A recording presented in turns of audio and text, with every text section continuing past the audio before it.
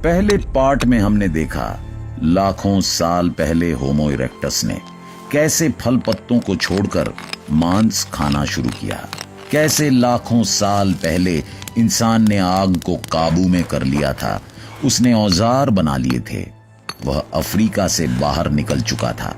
लेकिन अब सवाल यह नहीं था कि हम जिंदा कैसे रहें, अब सवाल था हम दूसरों से अलग कैसे बने।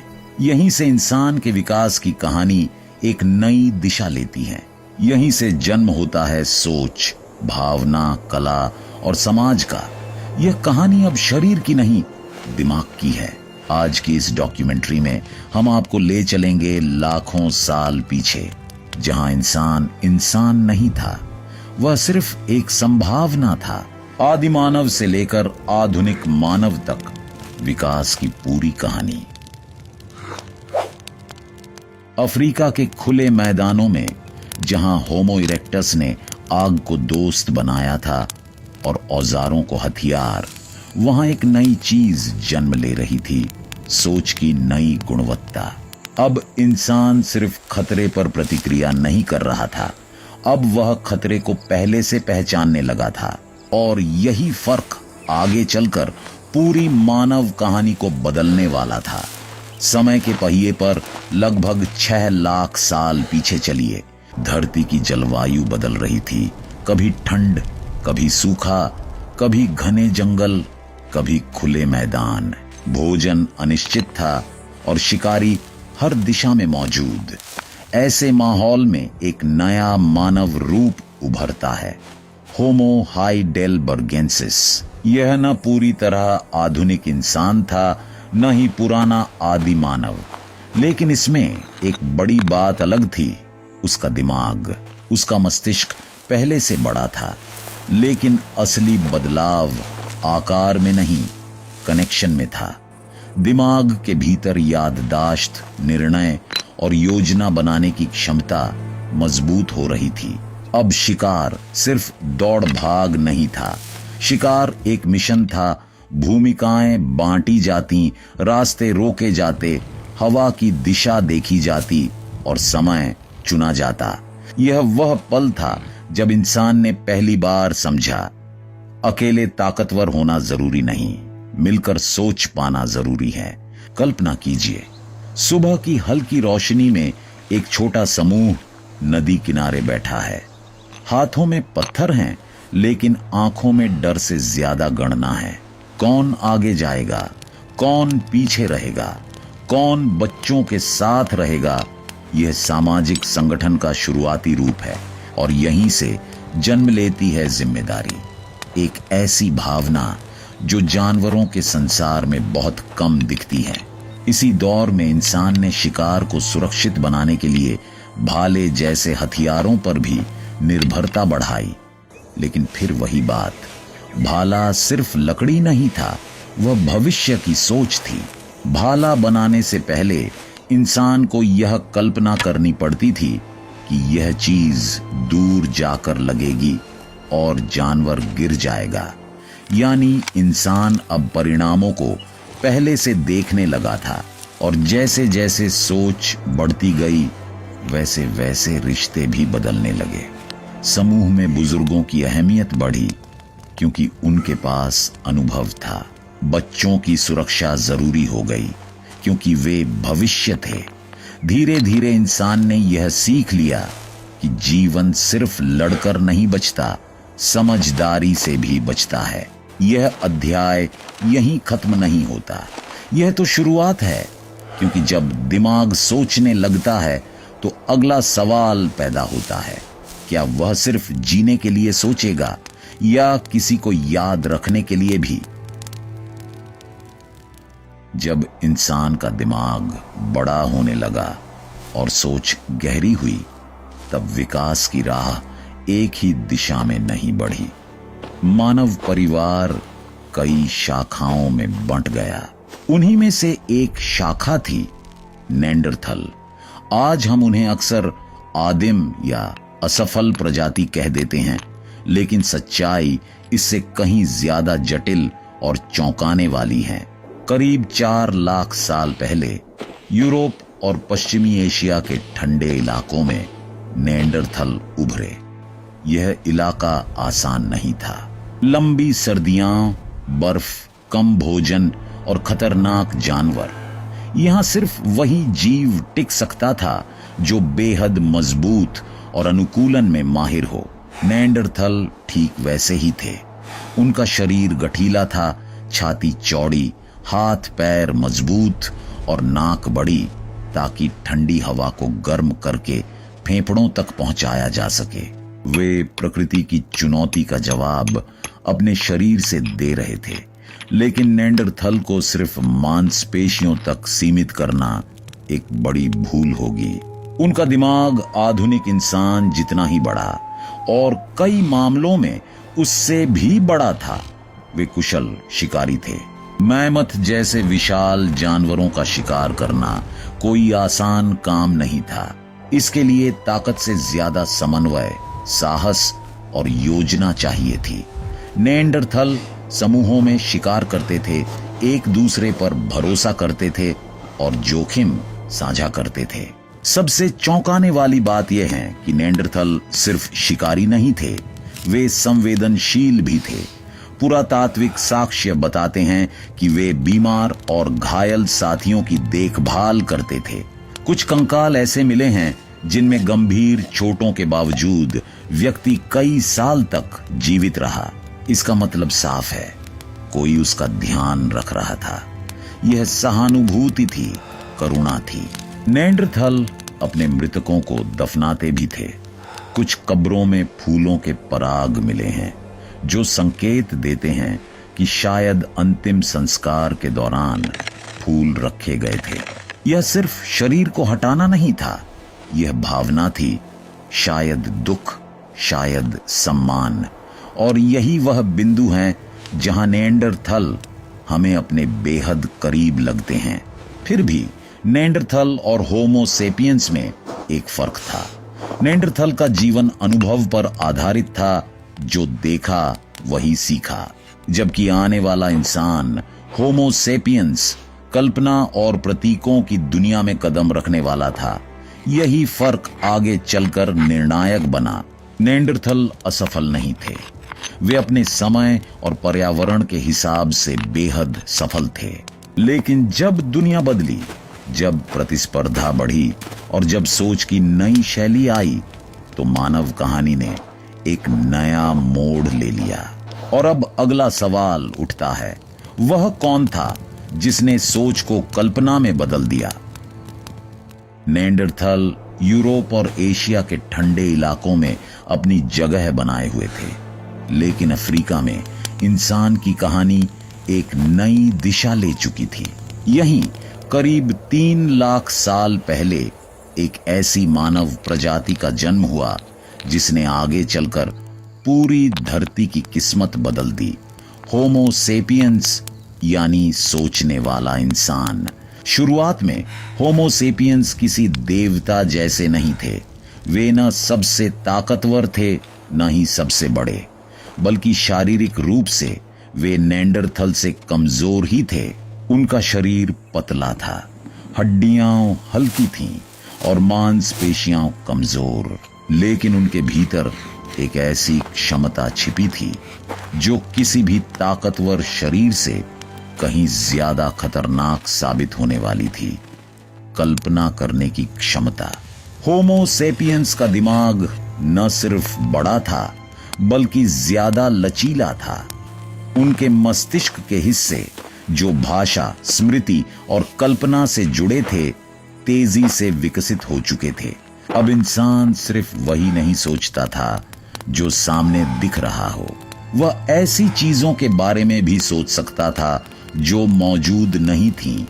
भविष्य, योजनाएं और संभावनाएं। यही वह क्षण था जब इंसान ने कहानियां गढ़ना शुरू किया। आग के चारों ओर बैठकर अनुभव साझा किए जाने लगे। शिकार की कहानी सिर्फ सूचना नहीं थी, वह कहानी बन गई जिसमें डर, रोमांच और सीख छिपी होती थी। यही कहानियां ज्ञान को याद रखने और आगे पहुंचाने का सबसे असरदार तरीका बनी। होमो सेपियंस की सामाजिक संरचना भी अलग थी। उनके समूह बड़े थे और उनमें आपसी सहयोग कहीं ज्यादा गहरा था। अजनबी भी समूह का हिस्सा बन सकते थे अगर वे एक जैसी कहानियों और विश्वासों में भरोसा रखते हों। यह एक क्रांतिकारी बदलाव था, क्योंकि अब समाज सिर्फ खून के रिश्तों पर नहीं बल्कि साझा कल्पनाओं पर टिका था। इसी दौर में इंसान ने खुद को प्रतीकों के जरिए व्यक्त करना शुरू किया। गले में पहने गए मनके, शरीर पर बनाए गए निशान और खास तरह की वस्तुएं, ये सब पहचान के संकेत थे। यह बताने के लिए कि मैं कौन हूं और मैं किस समूह से हूं। यह पहचान आगे चलकर संस्कृति की नींव बनी। वैज्ञानिक मानते हैं कि होमो सेपियंस और नेंडरथल कई जगहों पर मिले भी और आपस में मिले जुले भी। आज भी अफ्रीका के बाहर रहने वाले इंसानों के डीएनए में नेंडरथल के अंश मिलते हैं। इसका मतलब यह नहीं कि एक ने दूसरे को पूरी तरह मिटा दिया, बल्कि यह एक जटिल मिलन और प्रतिस्पर्धा की कहानी थी। होमो सेपियंस की असली ताकत न उसके हाथों में थी न औजारों में। उसकी ताकत थी उसकी कहानी गढ़ने की क्षमता, और यही क्षमता अगले अध्याय में एक नया हथियार बनने वाली थी, भाषा। होमो सेपियंस का जन्म सिर्फ एक नई मानव प्रजाति का जन्म नहीं था। यह एक ऐसे औजार का जन्म था जिसने पत्थर, आग और भाले से भी ज्यादा गहरा असर डाला, भाषा। भाषा ने इंसान की दुनिया को सिर्फ बड़ा नहीं किया बल्कि उसे एक साथ जोड़ दिया। शुरुआत में इंसान के पास आज जैसी जटिल भाषा नहीं थी। आवाजें थीं, इशारे थे, चेहरे के भाव थे, खतरे के लिए अलग आवाज, भोजन के लिए अलग संकेत। लेकिन होमो सेपियंस के दिमाग में एक बड़ा बदलाव हो चुका था। अब वह आवाजों को सिर्फ प्रतिक्रिया के लिए नहीं बल्कि अर्थ देने के लिए इस्तेमाल करने लगा था। भाषा का सबसे बड़ा चमत्कार यह था कि उसने इंसान को अनुभव साझा करने की ताकत दी। अब किसी खतरे का सामना हर इंसान को खुद नहीं करना पड़ता था। अगर किसी ने शेर को नदी के पास देखा तो वह सिर्फ अपनी जान नहीं बचाता था, वह पूरे समूह को चेतावनी दे सकता था। एक व्यक्ति का अनुभव पूरे समाज की संपत्ति बन जाता था। लेकिन भाषा यहीं नहीं रुकी। धीरे धीरे इंसान ने ऐसी बातों पर भी बोलना शुरू किया जो आंखों से दिखाई नहीं देती थीं। कल क्या होगा, कौन भरोसेमंद है, किस पर विश्वास किया जाए, यहीं से जन्म हुआ कल्पनाओं और विश्वासों का। देवता, आत्मा, पूर्वज, ये सब भाषा के बिना संभव नहीं थे। भाषा ने समाज की संरचना भी बदल दी। अब बड़े समूह संभव हो पाए। ऐसे लोग भी एक साथ रह सकते थे जो खून के रिश्ते से नहीं जुड़े थे। उन्हें जोड़ने वाली चीज थी साझा कहानी, एक ही देवता में विश्वास, एक ही परंपरा, एक ही पहचान। यही वह मोड़ था जहां इंसान ने जानवरों से हमेशा के लिए दूरी बना ली। यह भी दिलचस्प है कि भाषा ने झूठ को भी जन्म दिया। अब इंसान सच के साथ साथ असत्य भी बोल सकता था, लेकिन यही झूठ आगे चलकर रणनीति, राजनीति और कूटनीति का आधार बना। भाषा ने इंसान को ईमानदार ही नहीं बनाया, उसने उसे चतुर भी बना दिया। भाषा के साथ ही नियम और कानून की पहली झलक भी दिखने लगी।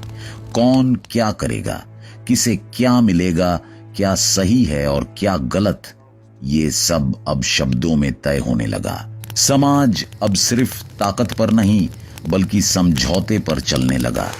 कल्पना कीजिए, आग के चारों ओर बैठे कुछ होमो सेपियंस। हाथों में औजार हैं लेकिन असली हथियार उनके शब्द हैं। वे न सिर्फ आज की बात कर रहे हैं बल्कि कल की भी। वे बच्चों को सिर्फ शिकार नहीं सिखा रहे, वे उन्हें कहानियां सिखा रहे हैं। भाषा ने इंसान को समय की सीमाओं से आजाद कर दिया। अब ज्ञान मरता नहीं था, वह आगे बढ़ता था। और यही भाषा अगले अध्याय में इंसान की आत्मा को एक नया रूप देने वाली थी, कला और प्रतीकों का रूप। जब भाषा ने इंसान को बोलना सिखाया, तब एक और गहरी इच्छा जन्म लेने लगी, खुद को व्यक्त करने की इच्छा।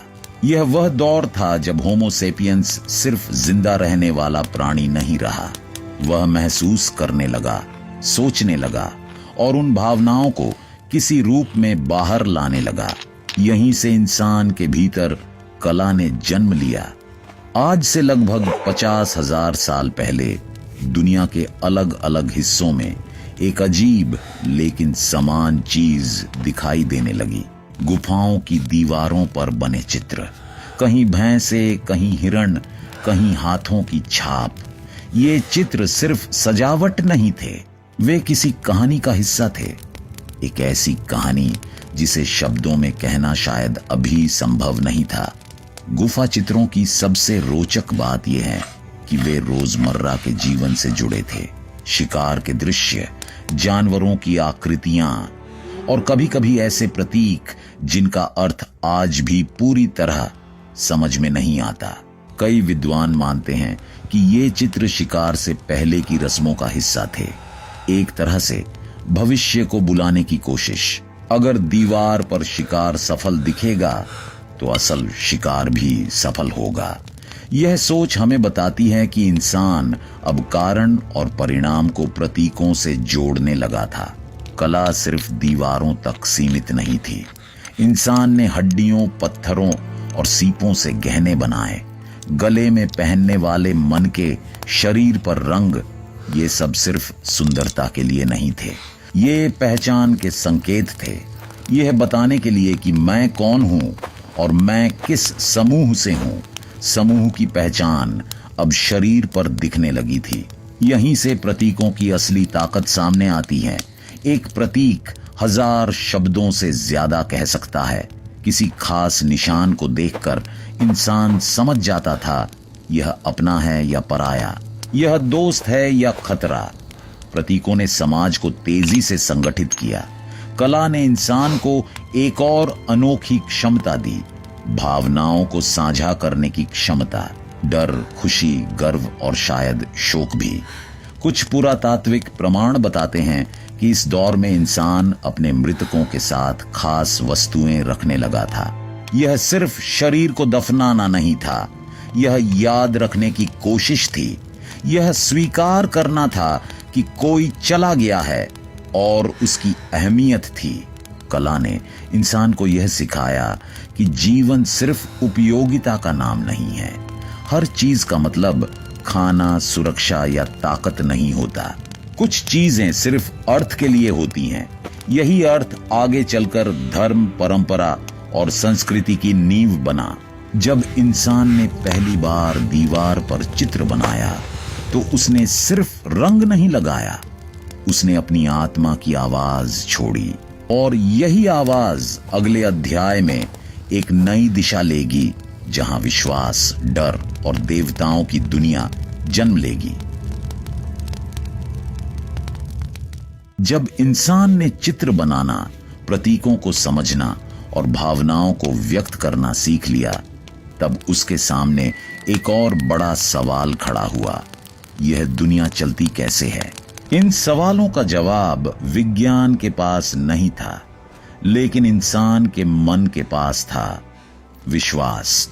लगभग 40,000 से 30,000 साल पहले इंसान ने प्रकृति को सिर्फ देखने की चीज नहीं माना, बल्कि समझने और मनाने की चीज मान लिया।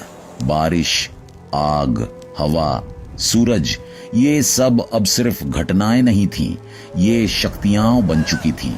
और जहां शक्ति होती है वहां डर भी होता है। इसी डर से जन्म हुआ धर्म का। शुरुआती धर्म किसी मंदिर या किताब से नहीं जुड़े थे, वे सीधे जीवन से जुड़े थे। शिकारी मानते थे कि जानवरों की आत्मा होती है। अगर शिकार सफल रहा तो किसी अदृश्य शक्ति ने मदद की है, अगर असफल रहा तो शायद वह शक्ति नाराज है। इसलिए शिकार से पहले नाच, मंत्र और रस्में की जाती थीं। यह सिर्फ अंधविश्वास नहीं था, यह नियंत्रण का भ्रम था। उस दुनिया में जहां सब कुछ अनिश्चित था, विश्वास इंसान को मानसिक सहारा देता था। धीरे धीरे इंसान ने यह मानना शुरू किया कि मरने के बाद भी कुछ होता है।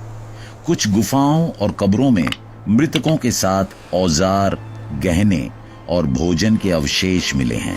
इसका मतलब साफ है, इंसान सोचने लगा था कि जीवन यहीं खत्म नहीं होता। यह सोच डरावनी भी थी और सुकून देने वाली भी।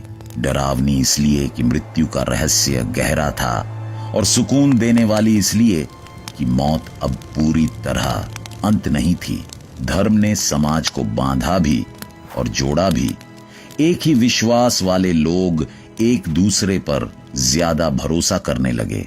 नियम बनने लगे, क्या सही है, क्या गलत, कौन पवित्र है, कौन अपवित्र।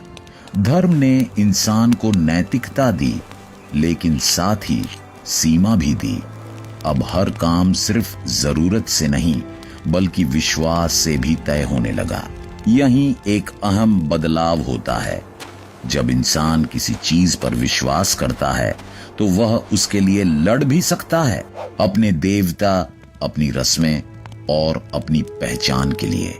धर्म ने इंसान को अनुशासन दिया, लेकिन साथ ही संघर्ष की नींव भी रखी।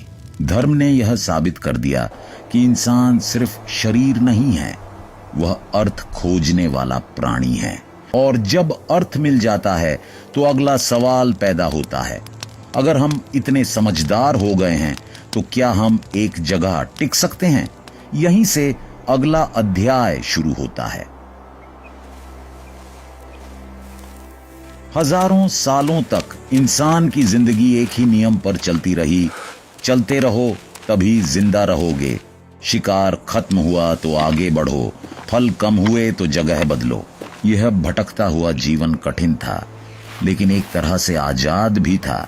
फिर अचानक मानव इतिहास में एक ऐसा फैसला लिया गया जिसने सब कुछ बदल दिया। इंसान ने कहा, अब हम यहीं रुकेंगे।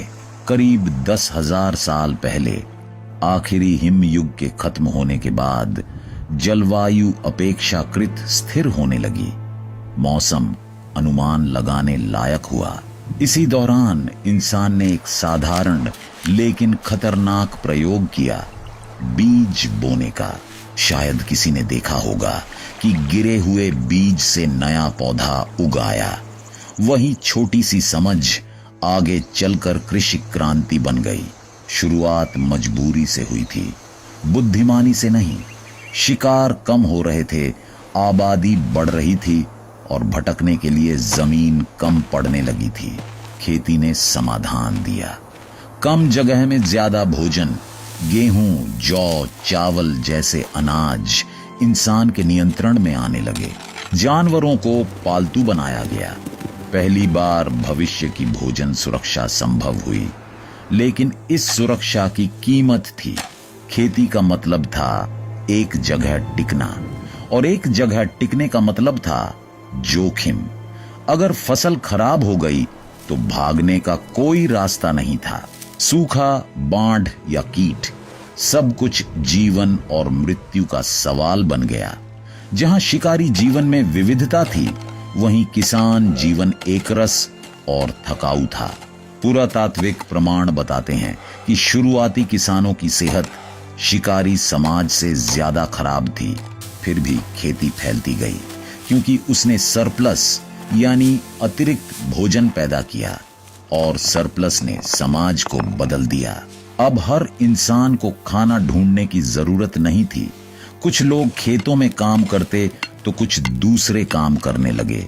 कारीगर, सैनिक, पुजारी, यहीं से काम का बंटवारा और सामाजिक वर्गों की शुरुआत हुई। खेती के साथ ही जन्म हुआ संपत्ति का। जमीन अब सिर्फ जमीन नहीं रही, वह अधिकार बन गई। जिसकी जमीन थी वही ताकतवर था, और जिसके पास सिर्फ मेहनत थी वह नीचे रह गया। असमानता जो शिकारी समाज में लगभग नहीं थी, अब स्थायी बनने लगी। खेती ने इंसान को सभ्यता दी, लेकिन उसकी आजादी छीन ली। उसने भोजन दिया, लेकिन चिंता भी दी। उसने भविष्य सुरक्षित किया, लेकिन इंसान को पहली बार प्रकृति पर निर्भर बना दिया। एक ऐसी निर्भरता जो आगे चलकर और भी गहरी होने वाली थी। कृषि क्रांति कोई सीधी जीत नहीं थी। यह एक समझौता था सुरक्षा के बदले स्वतंत्रता का, और इसी समझौते से जन्म लेने वाला था अगला अध्याय, शहर और सत्ता। जब खेती ने इंसान को स्थायी भोजन दे दिया, तब सबसे बड़ा बदलाव चुपचाप हुआ। लोग रुकने लगे। खेतों के आसपास झोपड़ियां बनी, झोपड़ियां बस्तियों में बदलीं, और बस्तियां धीरे धीरे शहरों में बदल गईं। यह बदलाव सिर्फ इमारतों का नहीं था, यह इंसान की सोच, रिश्तों और शक्ति की परिभाषा का बदलाव था। शिकारी समाज में हर इंसान लगभग बराबर था, लेकिन शहरों में बराबरी टिक नहीं सकी। जैसे जैसे आबादी बढ़ी, संसाधन सीमित हुए, और तभी जन्म हुआ नियंत्रण की जरूरत का। अब यह तय करना जरूरी था कि किस खेत को कितना पानी मिलेगा, अनाज कहां जमा होगा, और संकट के समय फैसला कौन करेगा। यहीं से उभरे नेता। शुरुआत में नेता शायद सबसे अनुभवी या सबसे भरोसेमंद व्यक्ति रहा होगा, लेकिन बहुत जल्दी नेतृत्व ने एक नया रूप ले लिया। सत्ता। जिनके पास अनाज के भंडार थे, वही ताकतवर बन गए। मंदिर और गोदाम शहर के केंद्र बन गए, क्योंकि वहीं भोजन और विश्वास दोनों जमा थे। पुजारी और प्रशासक समाज के सबसे अहम लोग बन गए। अब इंसान का सबसे बड़ा खतरा जानवर नहीं था, दूसरा इंसान था। खेतों, पानी और व्यापार मार्गों के लिए संघर्ष शुरू हो गए। दीवारें बनाई गईं, हथियार रखे गए, और स्थायी सेनाएं बनी। युद्ध अब सिर्फ बचाव नहीं था, बल्कि विस्तार का साधन बन गया। शहरों में कानून की भी जरूरत पड़ी। बिना नियमों के भीड़ अराजक हो जाती। चोरी, झगड़े और विद्रोह बढ़ने लगे। इसलिए पहली बार लिखित नियम बनाए गए, क्या सही है, क्या गलत, और सज्जा क्या होगी। कानून ने व्यवस्था दी, लेकिन साथ ही डर भी पैदा किया। अब इंसान सिर्फ प्रकृति से नहीं, सत्ता से भी डरने लगा। शहरों ने काम का बंटवारा और गहरा कर दिया। किसान, कारीगर, व्यापारी, सैनिक, हर कोई एक दूसरे पर निर्भर था। लेकिन इस निर्भरता के साथ ही असमानता भी बढ़ी। अमीर और गरीब के बीच की खाई चौड़ी होने लगी। सत्ता ऊपर थी, मेहनत नीचे। शहर इंसान की सबसे बड़ी उपलब्धि भी थे, और उसकी सबसे बड़ी परीक्षा भी। यहाँ विज्ञान, कला और व्यापार फले फूले। लेकिन यहीं लालच, हिंसा और सत्ता का खेल भी तेज हुआ।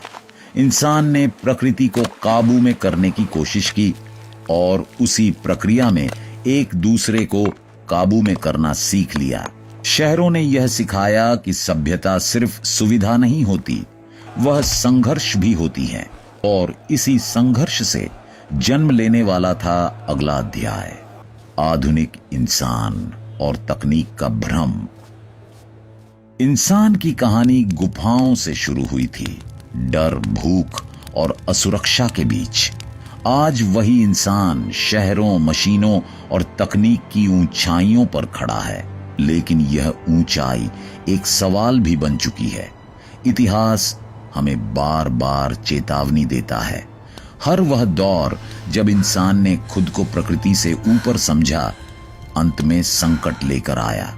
अगर आपको यह डॉक्यूमेंट्री सोचने पर मजबूर करती है, तो वीडियो को लाइक करें, इसे शेयर करें, और ऐसे ही गहरे रिसर्च आधारित कंटेंट के लिए चैनल को सब्सक्राइब करें।